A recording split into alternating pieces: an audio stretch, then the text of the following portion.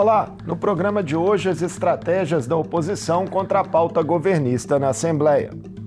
O grupo que reúne adversários políticos do governo Zema faz críticas às propostas que a base quer aprovar na reta final do ano legislativo. São elas a adesão ao regime de recuperação fiscal da União, que pautou uma concorrida audiência pública esta semana, e a retirada da previsão constitucional de referendo para privatizações de estatais. O que vem pela frente na discussão das matérias, nas comissões e no plenário? Mudanças podem ser negociadas? Haverá obstrução? Eu converso com o deputado estadual Ulisses Gomes, do PT, líder do bloco Democracia e Luta. Prazer recebê-lo mais uma vez no Mundo Político, deputado Ulisses. Olá, Marco. Obrigado pelo convite, a todos pela oportunidade. Deputado, essa semana, o projeto que trata da possível adesão do Estado ao regime de recuperação fiscal foi discutido em uma extensa audiência pública, que avançou ali ao longo de todo o dia nas comissões FFO, CCJ e Administração Pública. Qual a sua avaliação sobre as explicações que foram trazidas sobre o plano pelos secretários de governo, Gustavo Valadares, de Planejamento, Luísa Barreto, e da Fazenda, Gustavo Barbosa? Foram convincentes sobre a urgência da medida? Marco, primeiro dizer que o regime de recuperação fiscal é a oportunidade que todos nós teremos de passar o Estado a limpo, para mostrar para a sociedade mineira a mentira que foi ao longo dos 5 anos o governador Zema contando a historinha de que colocou o Estado nos trilhos. Que Estado é esse que está nos trilhos e hoje pede ajuda? Que hoje põe faca no pescoço dos deputados para votar um projeto, um plano de recuperação fiscal pedindo ajuda para fechar suas contas, porque ele está dizendo com isso que não dá conta de pagar uma parcela da dívida. Então, o debate que faremos e estamos fazendo sobre o regime nos dá essa oportunidade de ver o governador, nós estamos vivendo para ver, assinar embaixo a sua incapacidade de buscar uma alternativa de desenvolvimento para Minas, sobretudo confrontando aquilo que ao longo dos anos ele gastou milhões e milhões em comunicação divulgando isso. O Estado eficiente, o Estado que recuperou as contas, o Estado que está nos trilhos. E abre aspas para a fala da própria secretária de Planejamento, que nesta audiência categoricamente disse: é um Estado totalmente desequilibrado nas suas contas. Então este é o Estado que nós estamos vendo. E a audiência que você perguntou, lamentavelmente, eles não apresentaram nada. Foi uma apresentação de PowerPoint, sem apresentar na lei, no plano de recuperação fiscal, que era a nossa expectativa. Estudamos muito, nos preparamos para isso, toda a oposição, horas de debate, buscando informação junto à Secretaria de Tesouro Nacional, junto, obviamente, à Casa, pelo documento que receberam, para que a gente compreendesse. Esperávamos que exatamente os secretários viessem à Assembleia, junto às comissões importantes que são, para que a gente tivesse informações sobre o plano. O que fizeram foram responder perguntas e afirmar, e sair daqui com muitas afirmações essas que não constam na lei. Então não dá para dizer que foi esclarecedora. Foi um monte de promessas que nos preocupa, no sentido em que falam, vão embora, mas quem vai ser responsável em votar?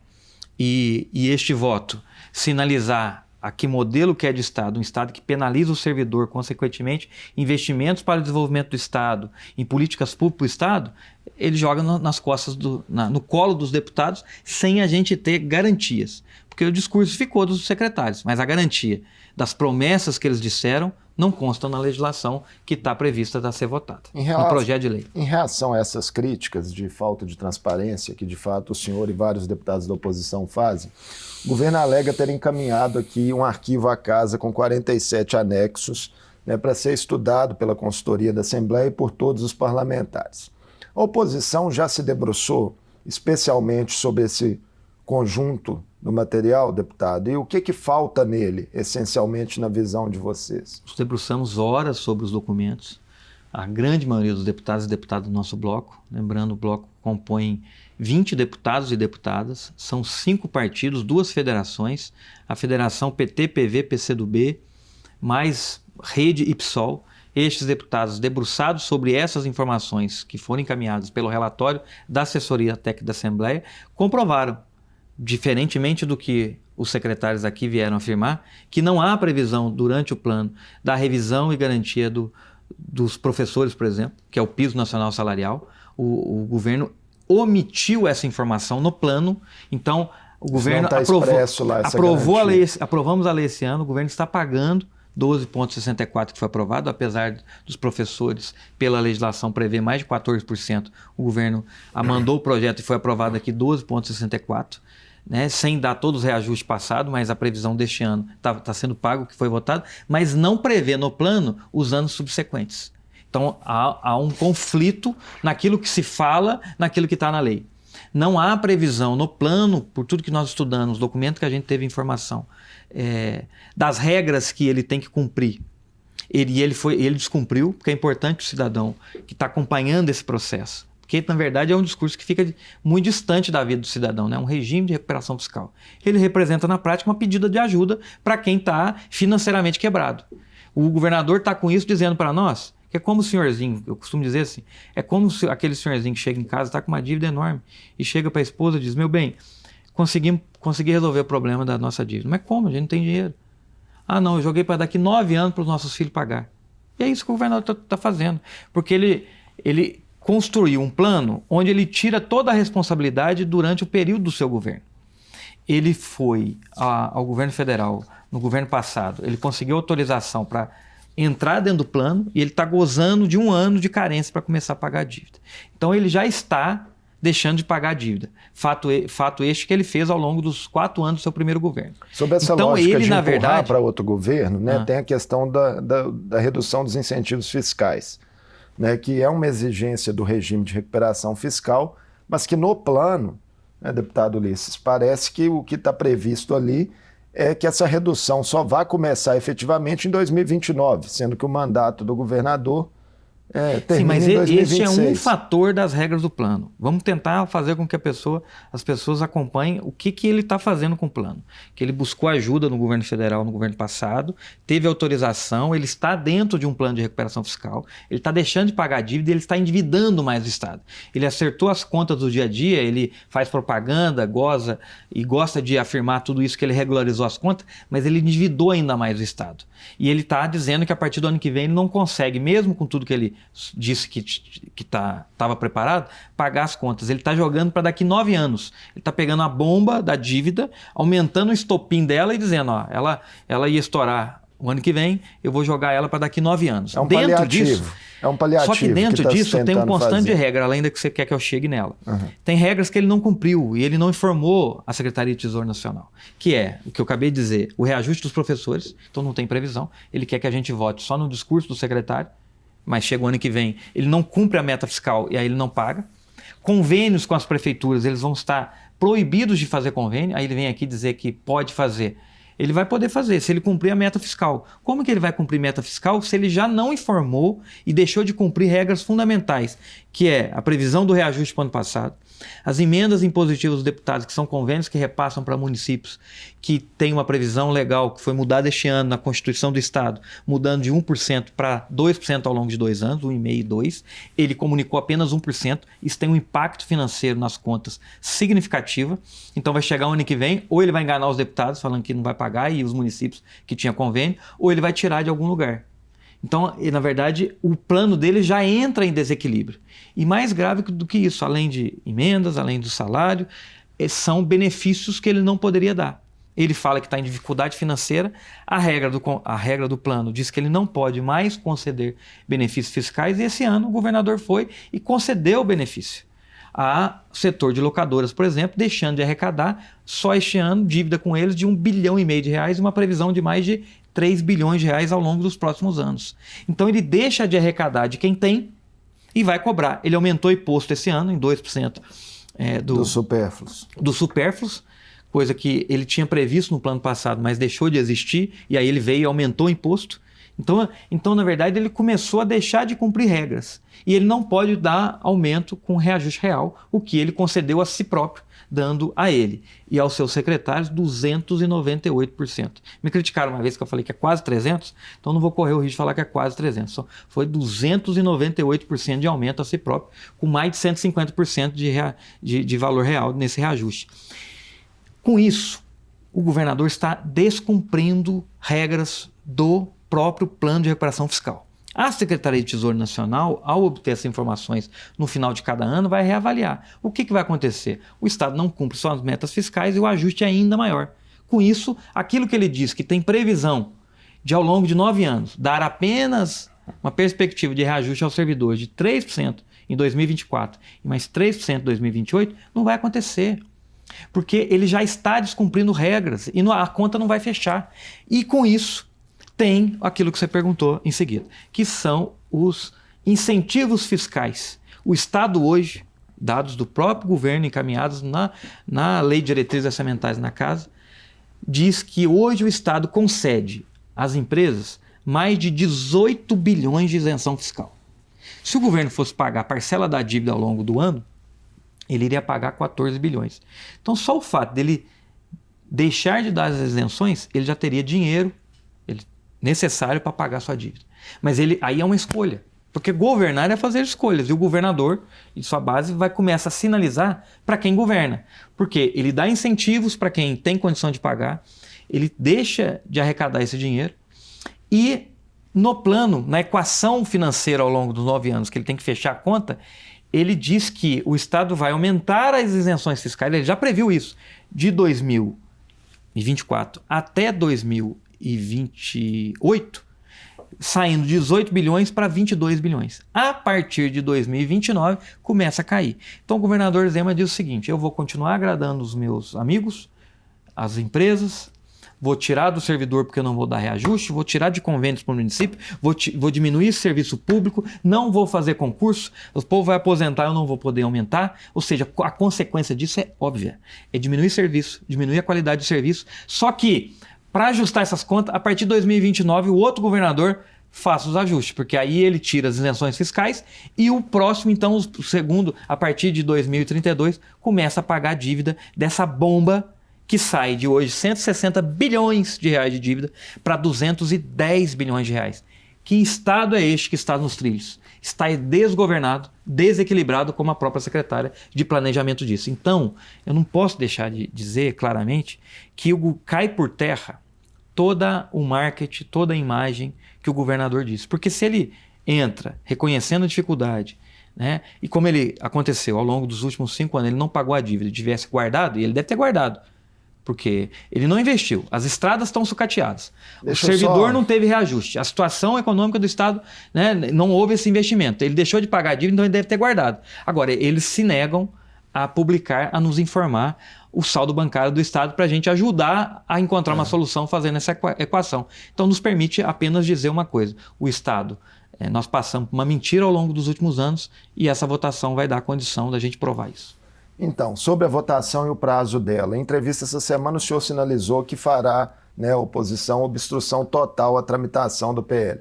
O governo insiste que precisa aprovar o projeto até 20 de dezembro, sob risco da queda das liminares no Supremo que suspenderam o pagamento da dívida.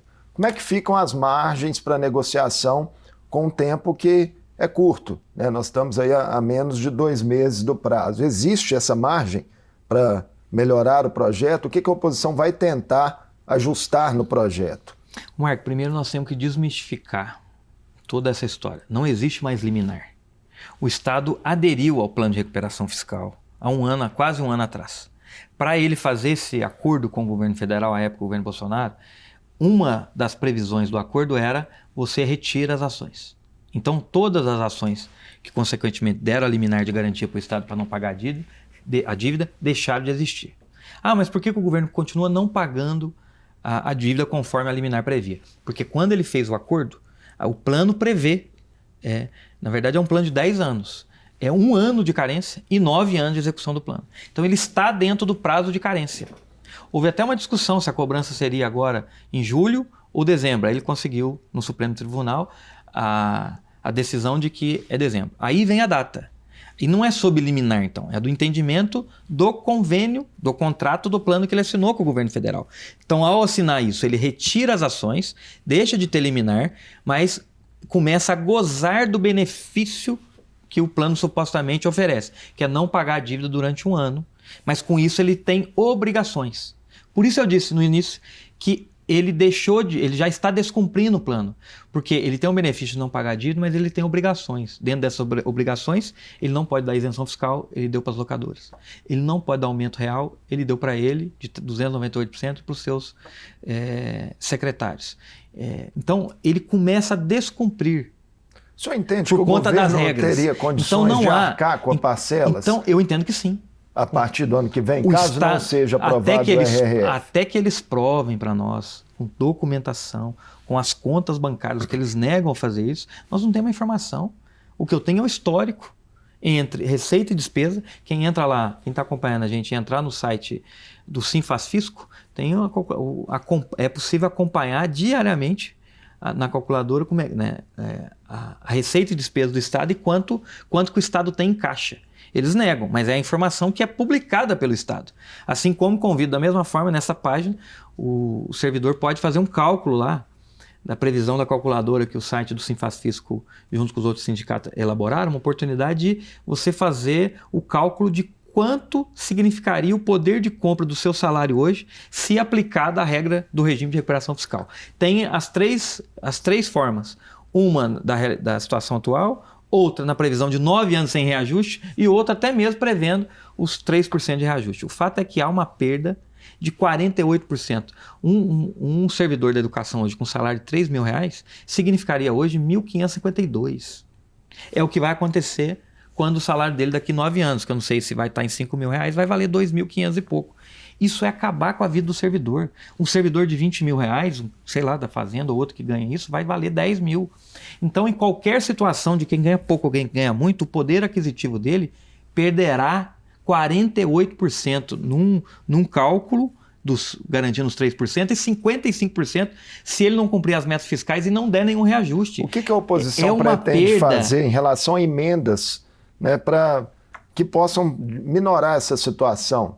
Né? Olha, primeiro, não vou negar que nós vamos buscar no debate as informações necessárias para a gente ter garantia de tudo aquilo que a gente vai votar. Até então, o trabalho nosso será permanentemente de obstrução para que o Estado não faça adesão ao regime de recuperação fiscal. Nós temos que buscar alternativas e o Zema, o governador Zema, hoje nós estamos terminando o mês de outubro, até o momento não buscou diálogo com o governo federal. Não tem um gesto. Nós já tivemos 9 ministros do governo do presidente Lula visitando Minas Gerais. Se não fosse o presidente da Assembleia e a Assembleia Legislativa para receber, não tinha espaço institucional para ser recebido no estado de Minas Gerais. O governador se nega a dialogar, faz disputa política, eleitoral, ideológica desde o primeiro dia do governo do presidente Lula. Então ele não busca alternativa. E ele só entrega uma que beneficia a ele, porque ele joga o problema para frente, politicamente, aos seus amigos e, consequentemente, né, empresas e empresários, porque ele dá benefício a eles jogando o problema para frente, mas se nega a discutir solução, não é só com a oposição, com os servidores, ou, sobretudo, buscar isso ao governo federal. A imprensa tem noticiado, né? Mas ele vai e ele justifica o quê? Mas o plano foi aprovado pela Secretaria de Tesouro Nacional, a secretaria que é técnica, mas é um órgão do governo federal. Então ele faz associação para dizer que o governo federal aprovou. Que é uma mentira, porque a secretaria, quando fala STN, a Secretaria de Tesouro Nacional, eles analisam o plano que é do governador Zema, do governo do estado, sob 2 óticas, 2 princípios. A legislação federal, que a gente tenta mudá-la, já houve uma manifestação do ministro Haddad de uma perspectiva de mudança, mas não mudou. O ministro Fernando Haddad... Mas só para encerrar, porque é 2 coisas. É a lei, então os técnicos olham sobre a legislação, está em regra. Você está cumprindo esse documento, esse? Tá, cumpriu o checklist. Tanto é que falta a autorização legislativa. Então, é a lei e outra é a situação contábil. Ao longo de 9 anos eles planejam. A opção do plano de fazer um ajuste, de dar benefício, diminuir benefício em 2029 agora é do Estado. Ele podia começar a diminuir benefícios agora. Tem um desgaste político? Tem, lógico. Quem ajudou ele deu para o Salim Matar, que deu 5 milhões de reais na campanha dele, e ele deu isenção fiscal de 1 bilhão. Então ele tem dificuldade de falar para aquele que pagou a campanha dele. Mas ele não tem dificuldade, aí é injusto, de chegar no servidor e falar, você não vai ter. Mas ele pode diminuir, se ele não consegue hoje começar a isenção desses 18 bilhões de isenção fiscal para as empresas, mas ele pode parcelar ao longo do tempo e ir diminuindo. Mas ele optou, aí é uma opção do governo, não é da Secretaria de Tesouro Nacional, nem do governo federal, é do governo do estado. Ele fez uma opção de jogar o ajuste todo para 2029 e a dívida toda para 2032. O Zema já foi embora do governo nessa época. Ele está jogando o problema para depois. Então ele resolve o problema dele, dos amigos dele, faz campanha falsa em cima disso, porque o que a gente quer discutir é a situação real do Estado. Quem vai passar aperto a partir do ano que vem, dos anos subsequentes, por não ter reajuste, por consequentemente diminuir serviço público e não ter investimento, é o servidor e o cidadão que depende do Estado. Sobre essa construção de alternativa política, né? A imprensa tem noticiado que o ministro da Fazenda, Fernando Haddad, vai se reunir em breve com o governador de Minas Gerais e outros governadores de estados, né, como Rio de Janeiro e Rio Grande do Sul, que estão pleiteando aí novas contrapartidas, enfim, renegociações de suas dívidas. O que a oposição, né, que hoje está lá no centro do poder, no Planalto, sabe sobre o posicionamento político do ministro da Fazenda, Fernando Haddad, em relação à questão? Porque isso não foi explicitado ainda também, né? E nem há um projeto enviado da parte da União ao Congresso Nacional. A imprensa controlada pelo Zema, ela também é enganada pelo próprio Zema. A própria matéria que saiu essa semana de agenda com o ministro Haddad era uma mentira do Zema, porque ele não busca esse diálogo, não tem pedido de agenda dele. Tanto é que quando foi desmentido ali no dia anterior, né, ele mandou um e-mail pedindo. Ele tentou pegar carona numa agenda dos outros governadores do Sul. Quando chegou no Ministério, ele não ia... O Ministério é sério, ele está discutindo o problema do Sul, não está discutindo o problema... se o Zema quiser discutir com o Haddad, ele vai pedir agenda com o Haddad. Nós podemos ajudar. Se ele quiser falar com o presidente Lula, que ele não procurou até agora, ele vai ter diálogo com o presidente Lula. Se ele quiser com os técnicos, né, obviamente os técnicos têm feito isso com os técnicos do Estado, mas é mentira. Não vou falar que é mentira da mídia porque ela foi enganada pelo Zema, porque não houve e não haveria agenda com o ministro Haddad. Mas parece que vai haver, é isso. Aí é outra história. Divulgado. Agora ele está vendo que a situação está apertando e está procurando. O que nós estamos pressionando é isso, é acabar com essa disputa política e ideológica que o Zema faz a todo momento e sentar para conversar. Quais seriam as alternativas ao RRF? Uma delas, bem discutida na própria audiência, sugerida por alguns deputados e surpreendentemente acolhida pelo secretário. Falo surpreendentemente porque ele está aí há quanto tempo? Ele fez o mesmo programa de recuperação fiscal no Rio de Janeiro, saiu de lá e o Rio está quebrado. O Rio não resolveu nada, o Rio está endividado. O senhor se refere à federalização de estatais? Não, estou dizendo a situação econômica do Rio. Não, estou falando a alternativa. Eu vou chegar nisso. Estou dizendo que o secretário me surpreendeu porque ele está há 5 anos à frente, há 4 anos à frente do governo do estado, nesta pasta, trouxe uma solução que ele implementou em outro estado que deu errado e o Rio está quebrado. O governador do Rio hoje é um dos principais governadores, além do Sul e Goiás, mas ele, sobretudo, pedindo ajuda ao governo federal para mudar as regras, porque ele não está dando conta de pagar dentro do regime, então ele provou que não deu conta. Ele veio e está tentando implementar aqui. Ele deveria buscar alternativas. Essa é uma alternativa que há muito tempo poderia ser discutida pelo próprio governo. Então foi surpreendente ali, até positivamente, no sentido em que a proposta de federalizar a Codemig ou posteriormente até outras estatais do Estado foi acolhida por ele.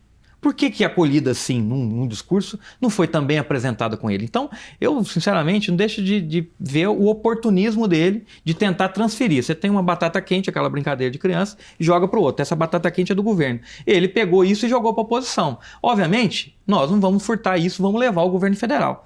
Agora, nessa altura do campeonato, o Zema que está discutindo o regime de recuperação há 5 anos. O governador Zema que há 1 ano assinou o protocolo para entrar dentro do programa de recuperação fiscal. Manda para a Assembleia, desarquivou agora, faltando 50 dias. Ele vem aceitar uma proposta dizendo que é viável para depois dizer, ó, a única que vocês não conseguiram essa e a única que tem é o regime e vamos votar o regime. Aí cá para nós não podemos aceitar esse nível de debate e faca no pescoço. Nós vamos a todo momento fazer o que ele não está fazendo, buscar o diálogo com o governo federal.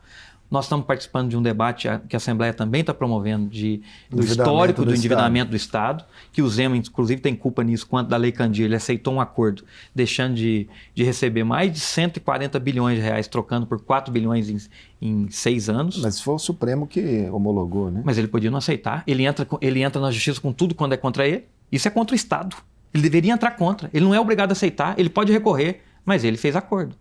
Então, nós temos que ver, dentro da escolha que cada um faz, o caminho que ele quer seguir. E o caminho que ele quer seguir, mais uma vez eu digo, além da mentira que ele está contando e está sendo desmascarada, hoje comprova que ele está trabalhando contra os servidores, contra as políticas que realmente fazem com que o cidadão tenham um atendimento melhor do Estado, porque a consequência vai ser muito penosa a todos estes que eu estou dizendo. No âmbito político, como é que repercutiu na bancada do PT o posicionamento público da prefeita de Contagem, Marília Campos, ex-deputada estadual, que fez críticas ali dizendo que o partido deveria ter um olhar mais cuidadoso em relação ao RRF e a situação fiscal do Estado? Marília é uma experiente, uma ótima prefeita, muito bem avaliada lá, mas ela fez esse comentário no caminho dela, na estratégia política dela, de sinalizar dentro da cidade dela um gesto para setores, digamos, da direita ou ligados ao governador Zema. Ela não fez isso pensando no Estado,